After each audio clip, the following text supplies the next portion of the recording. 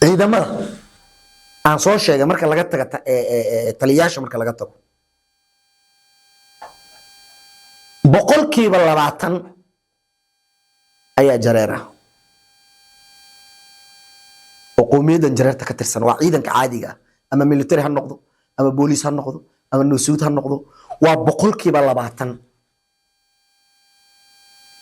waa boqolkiiba 20 oo dabla ah hadana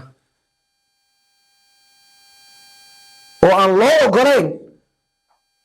inuu noqdo taliyo unug looma ogola boqolkiiba 20 ayaan taliyo unug looga ogolayn boqolkiiba 20 kaas ayaa furmaha dagaalka la dhigaa haddii aad tagto goobaha lagula dagaalamayo cadowga ee furmaha ah boqolkiiba 20 ciidanka ku jira meeshay joogaan waxa laga yaabaa inay tiraahdo shashaayo wadanka qowmiyadan jilaada difaacada warkayga dhageyso boqolkiiba 20 furuntii joogaan si ay ugu dhintaan markay 100 askari ay furuntii joogaan 80 de waxa noqonaya qowmiyadii oo jilaada noqonaya 20 waxa noqonaya qowmiyadii jareerta noqonaya laakiin dhimashada iyaga la iska xijiya iyaga afka hore ah kumana haystaan waxay ciidanka ku haystaan qowmiyadda jilaada ay ku haystaan oo maamuus iyo sharaf iyo ixtiraam kuma haystaan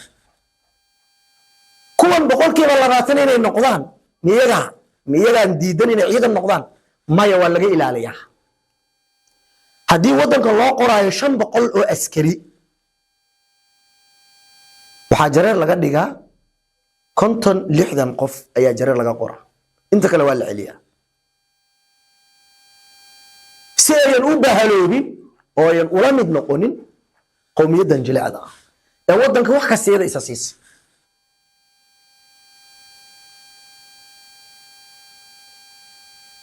waxaa la soo qaaday nidaam la yiraahdo 4.5 oo dulmi ah shantii naftirkeeda jareerta qowmiyadii jareerta lagu dulmiyay xaqeeda kuma hesho waa dhibic shantii ayaysan qowmiyadda jareerta ah xaqeedii ku helin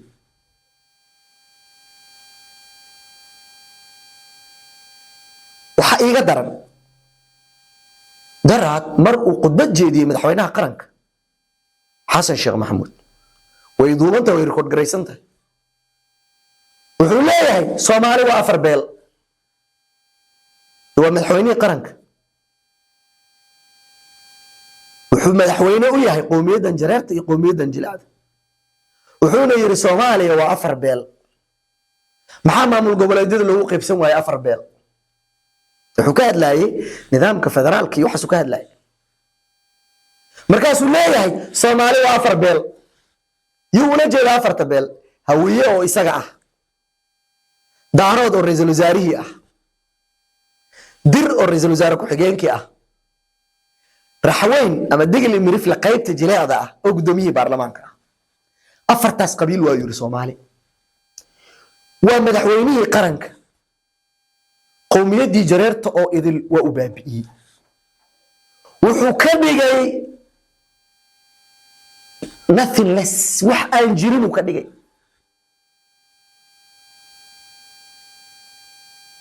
waa ka xumaaday dad badan oo Soomaaliyeed oo ila midan inay ka xumaadeen waan rajeynaya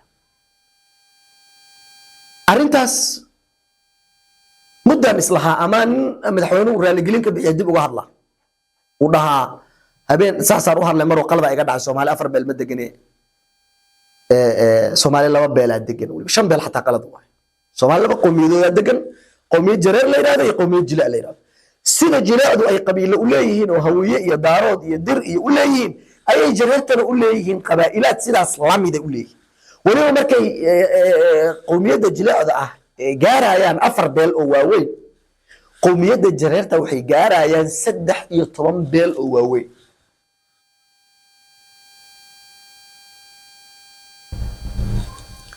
wadanka noocaas marka haddii cadow shisheeyo soo weeraro war sidee labadan qowmiyadood laba qof oo ka soo kala jeeda ay u difaacan kartaa waxa intaas dheer marka labada qowmiyadood ee wadanka degan midda awoodii wadanka qaadato wax kasta qaad waxay iska dul saaran tahay qowmiyadii kale ee jareerta iska dul saaran tahay xadgudubyo joogto ah faquuq joogto ah dhibaatayn joogto ah cadaalad darro joogto ah haddii maanta la aado xabsiyada dalka iyo saldhigyada dalka magaalo kasta oo Soomaaliya waa magaalo kasta oo Soomaaliya oo ka mid ah magaalooyinka dadka jareerta ay ku nool yihiin saldhiga marka aad gasho tirada ku jirto saldhiga 80% waa jareer 20% xaq ku xiran 80% ka xiran 20% xaq ku xiran inta kale waxay ku xiran yihiin xaq dar dulmi ninba waxa ku xiran ba shaqo uu shaqeeyo xamaali ahaa ninkii uu shaqeeyay lacagtii uu weydiistay sidee ii weydiin kartaa nin ku xiran yahay nin 2 sano 3 sano wuxuu ku xiran yahay $10 oo qaadanaa ku leh maxkamad laba keenayo يعني حقوق كلمة ما هلايو يعني وكلام عام سيد حوله وكله بدك سيداسة اللي يسكدوا لساريه هدي قرصور كي لآذو ومحكمة دي اللي طبو وحي اللي ربا له حكومة هدنا مرارك قار دنبيه يسنقلين أي الله كرصار